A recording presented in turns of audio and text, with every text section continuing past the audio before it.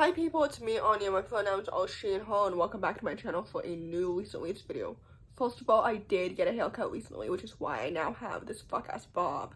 Second of all, July is typically, historically, the reading month where I tend to read the least amount of books in terms of quantity and quality, but this past week has been absolutely so excellent in terms of both. So anyway, without any further ado, the first book on this list is called Bunt. This story is a YA contemporary graphic novel following a young college freshman who's from an art school, and she has recently discovered that her scholarship has mysteriously disappeared. So through a loophole, she decides to join a baseball team to earn her scholarship, which is quite the ridiculous plotline. But it worked for the story, and honestly, this book was like a fun, entertaining ride. You know what I mean? Like, I finally understand what it means whenever readers say, like, no plot, just vibes, because I always thought that readers were just reading books with extremely underdeveloped plots, because technically every book has a plot, so I was really confused for a really long time. But that's what this book was. And within that, like, the illustrations were pretty and vibrant, the characters were well developed and distinct objectively. Overall, for me, I didn't really enjoy it that much beyond 3 stars. The plot was engaging. I liked the found family amongst the sports team. But anyway, overall, I rated this book 3 stars. So take that as you will. The next book on this list is called Hungry Ghost. This story is a YA contemporary graphic novel that follows a young Asian main character as she's navigating family tragedy, family dynamics, and eating disorders and self-love. So there is a trigger warning on this book for eating disorders. And since this book is a graphic novel, there are images of disordered eating and stuff. So, with that said, this book is absolutely so excellent and it's so well done. The plot is so engaging and so intriguing. The illustrations are so pretty and so 2D and so well done.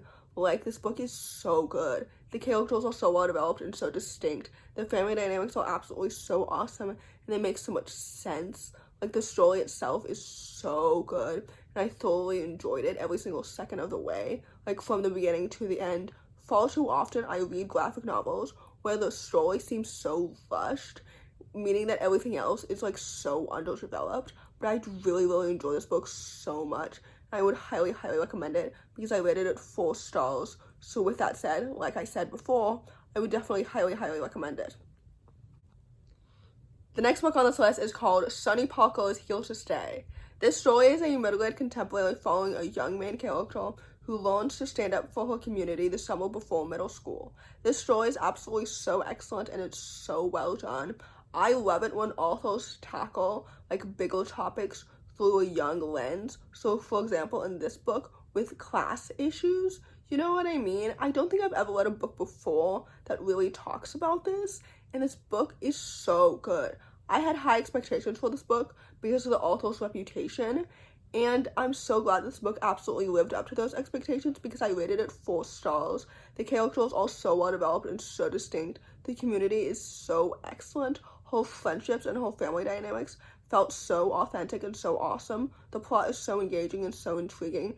Everything about this book was so good and so well done. I found myself being so emotionally invested from the beginning to the end. This book is absolutely so excellent and it's so underrated and it deserves so much more hype. So anyway, with all that said, I would definitely highly, highly recommend it.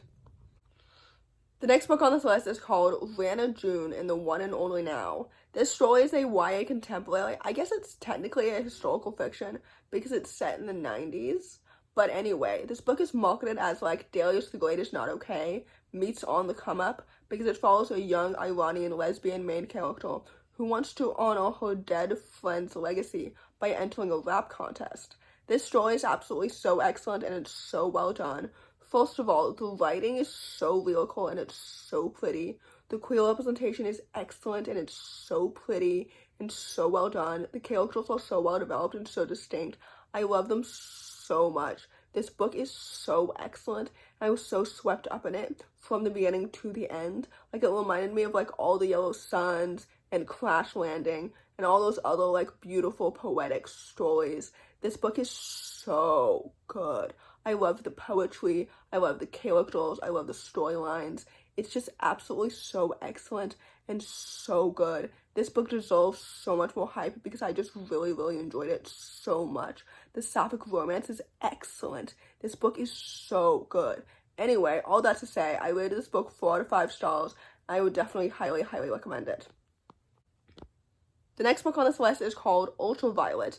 This story is a middle-grade contemporary following a young indigenous Mexican main character as he is navigating puberty, consent, toxic masculinity, and the patriarchy. This story is absolutely so excellent and it's so well done. First of all, the writing is so poetic, and I loved the free-verse format. This author has always done historically a great job with that format. In this story, like, it really brought it to life so well. The characters are so well developed and so distinct. I loved his friendship so much. I loved his relationship with his sisters as well as with both of his parents. Like, it was done so well and it's so good. I love coming of age stories, especially in the perspective of like young people. Like, this book is excellent. I just really enjoyed it so much. Again, this book is absolutely so underrated, which I know I say all the time, which I also say all the time, and this book is so good. I just really enjoyed it from the beginning to the end. So all that to say, I rated this book 4 out of 5 stars, and I would definitely highly recommend it. The next book on this list is called Girls Like Her. This story is a YA contemporary following a young 15-year-old main character who's set on trial for murder. I thought this book was absolutely so excellent and it was so good. First of all, I really appreciated how the author managed to like humanize a main character that like is perceived as a criminal, and like the ways in which the justice system treats people like her in general. Like, the characters are so well developed and so distinct, and I truly was so emotionally invested from the beginning to the end. In addition to that, the plot is so engaging and so intriguing. Like, the whole story is so well done. I was so intrigued every single step of the way because I truly felt for the main character so much. Like, I love her so much. This book is so good, and it truly captured like how young she is as well, which I think is really important because, again, sometimes the ways in which society views the people that we perceive as like criminals is so dehumanizing and it's so cruel, no matter if they're innocent or if they're guilty. Like, this book is so excellent and it's so well done. The writing is so gripping. This book is absolutely so good. So anyway, with all that said, I rated this book 4 out of 5 stars, and I would definitely highly recommend it. The last book on this list, and certainly not the least, is called The Dead Romantics. This story is an adult romantic contemporary following a young, disillusioned ghostwriter. I'm so used to saying a young main character because I've read so much YA, but since this book is adult, technically she's not really young, if that makes any sense. I mean, she's a millennial, so in my eyes, she's older than me, so she doesn't really constitute as being young anymore because she's older than I am.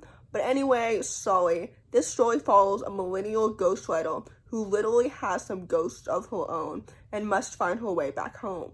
I enjoy this book, but I definitely went into it with the expectation of the 7-year slip, which I read a few weeks ago, actually less than a few weeks ago. Time is not real. It's not real. What do you mean we're halfway through July?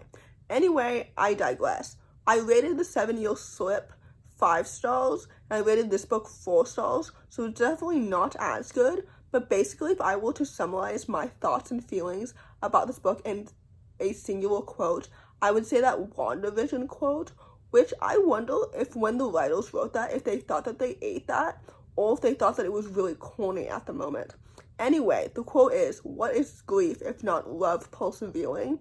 Because my favorite parts about this book were definitely like her family dynamics and the grief and all of that and the ghosts. The romance is definitely super happy and super sweet and super wonderful, but it felt so secondary to me because I was way more interested in her family dynamics. The plot is so engaging and so intriguing. The writing is excellent. The characters are well developed and distinct.